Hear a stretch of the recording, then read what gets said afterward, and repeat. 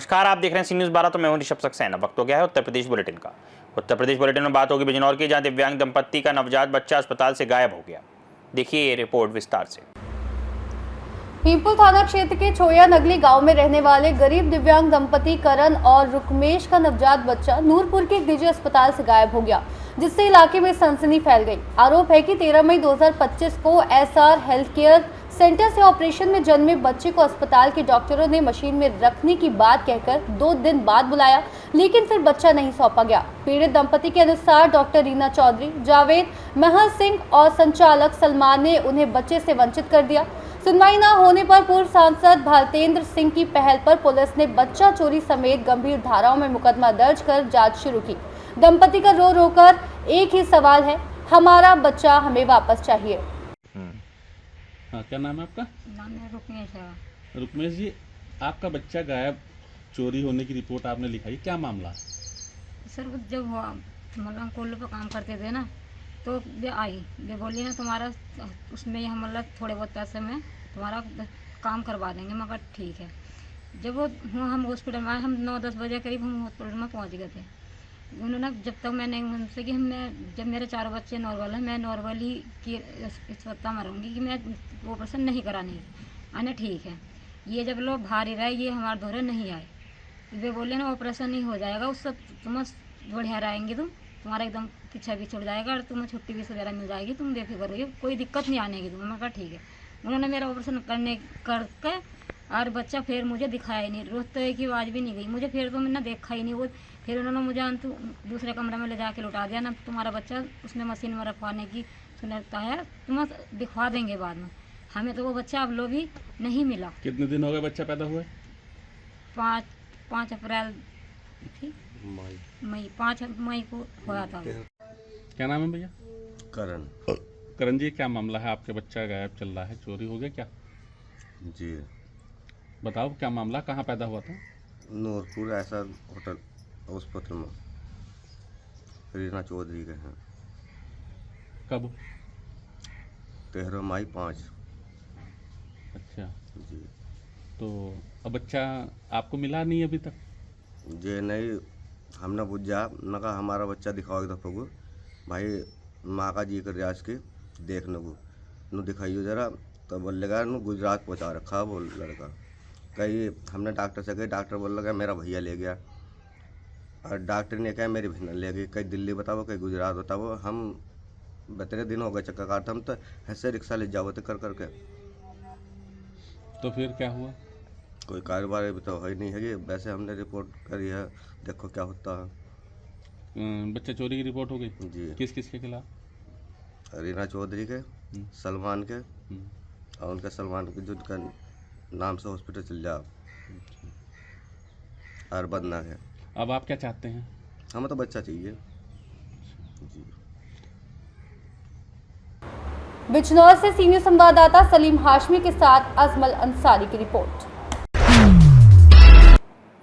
आगे बात होगी कन्नौज की, जहां जुलूसे मोहम्मदी को लेकर काजी मौलाना अहमद सईद आफाकी की अध्यक्षता में बैठक संपन्न हुई। देखिए ये रिपोर्ट।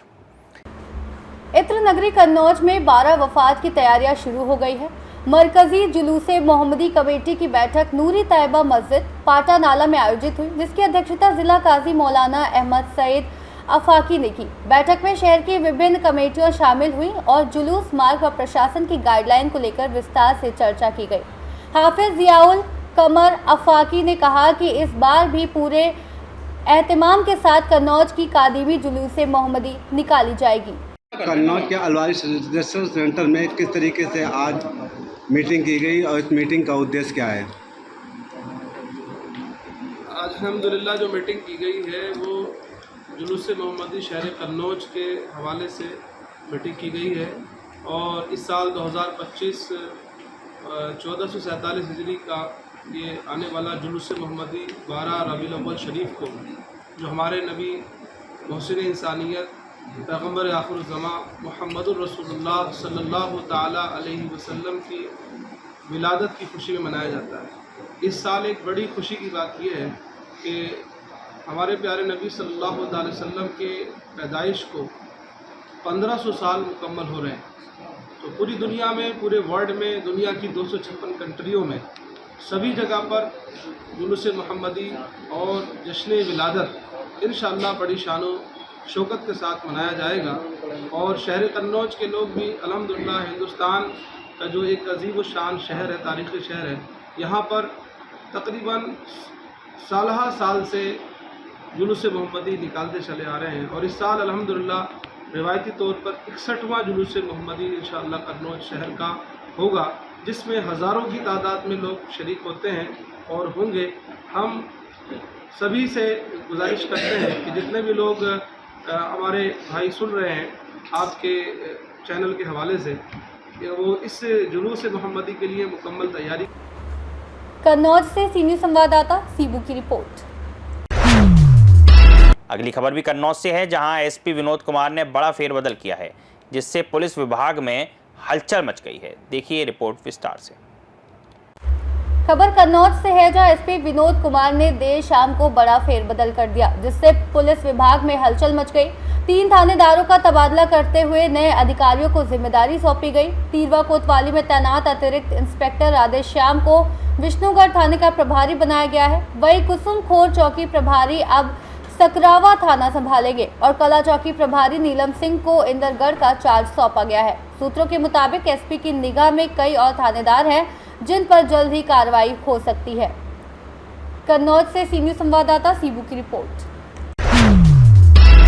बढ़ते अगली खबर की ओर। महाराजगंज में नंद बाब दुग्ध मिशन के अंतर्गत 4 योजनाएं चलाई जा रही हैं। देखिए रिपोर्ट विस्तार से।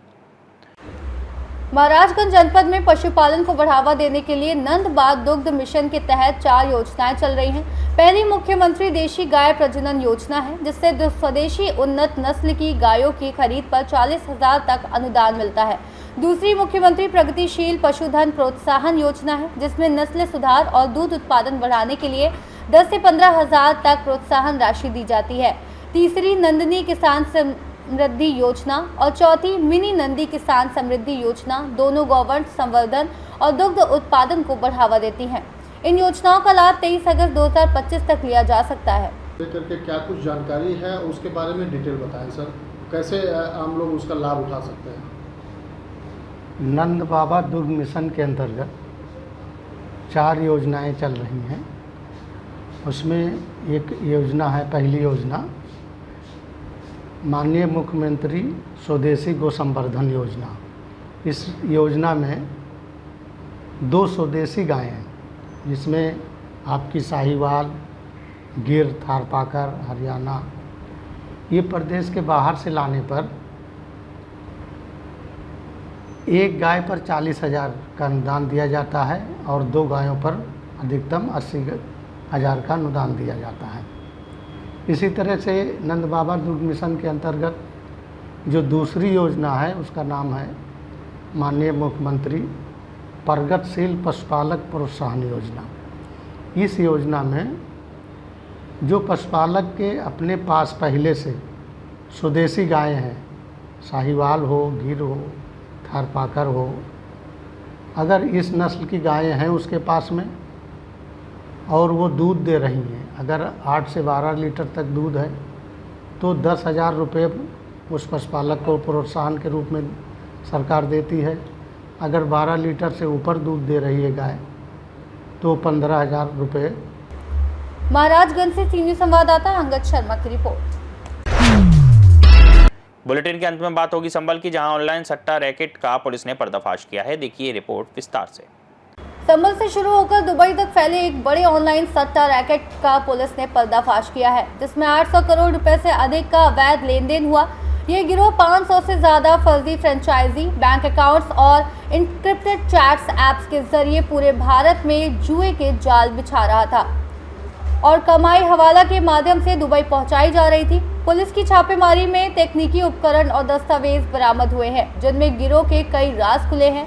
5 आरोपियों से पूछताछ में बड़े कारोबारी और दुबई में बैठे मास्टरमाइंड के नाम सामने आए हैं। ये नेटवर्क यूपी, दिल्ली, महाराष्ट्र, गुजरात और दक्षिण भारत में सक्रिय था और क्रिप्टो करेंसी के जरिए भी पैसे की हेरफेर करता था। पुलिस ने साइबर सेल को अलर्ट कर इस अपराधी नेटवर्क के अन्य सदस्यों को पकड़ने की कार्रवाई तेज कर दी है और लोगों से इस तरह के ऑनलाइन बैटिंग ऐप्स में बचने की सलाह दी है। मेरे कार्यालय में एक दीनदयाल नामक व्यक्ति ने आके तहरीर दी कि उसको एक बैंक से 91,000 रुपए का नोटिस मिला है कि उसका खाते में 1,70,00,000 रुपए का ट्रांजैक्शन हुआ है। इस बात को लेके हमने सर्विलांस सेल से और साइबर सेल से इसकी जांच करवाई। तो जांच करवाने पर पता चला कि ये एक ऐसा गैंग जनपद संभल में और कई अन्य जगहों पे देश भर में संचालित हो रहा है जो कि ऑनलाइन सट्टेबाजी, ऑनलाइन गेमिंग ऐप के नाम पे जंबो 365 इस तरीके की वेबसाइट है। उस वेबसाइट पे ये लोगों को गेमिंग उसमें करवाते हैं, गैम्बलिंग के तहत इन लोगों से पैसे खातों में डलवाते हैं। तो इन्होंने दीनदयाल नामक व्यक्ति का अकाउंट है, यहाँ पे पीएनबी के रिकवरी एजेंट है जिनका नाम ऋषिपाल है, उसके द्वारा दीनदयाल और दीनदयाल की पत्नी इन दोनों के म्यूल अकाउंट है, वो उसको पागल बना के उससे लिए और उसके बाद में दोनों के खातों में 1,69,00,000 और 1,70,00,000 क्रमशः ऐसे ट्रांजैक्शन हुए। इन जब ट्रांजैक्शन की जब पुलिस को पता चला तो ऋषिपाल से पूछताछ करने पे उसने बताया कि मुझे अमित वाशने नाम का व्यक्ति जो चंदौसी का रहने वाला है वो मुझे इन अकाउंट प्रोवाइड कराने के 10,000 रुपए देता है। जब अमित वाशने से पूछताछ की तब उसने बताया कि मुझे इंगित कोहली नाम का व्यक्ति है जो कि प्रत्येक अकाउंट प्रोवाइड कराने के 20,000 रुपए देता है। तो 10,000 रुपए अमित वाशने स्वयं रखता था। पुलिस के द्वारा दिल्ली में इंगित कोहली है, इससे पूछताछ की गई तो इंगित कोहली द्वारा इस पूरे जो गैंग है इसका पर्दाफाश किया और उसने बताया कि मैं 2.5 लाख रुपए पर मंथ। संभल से सीनियर संवाददाता राहुल पाठक की रिपोर्ट। फिलहाल के लिए इस बुलेटिन में इतना ही। देश और दुनिया की तमाम खबरों के लिए आप देखते रहिए सी न्यूज़ भारत।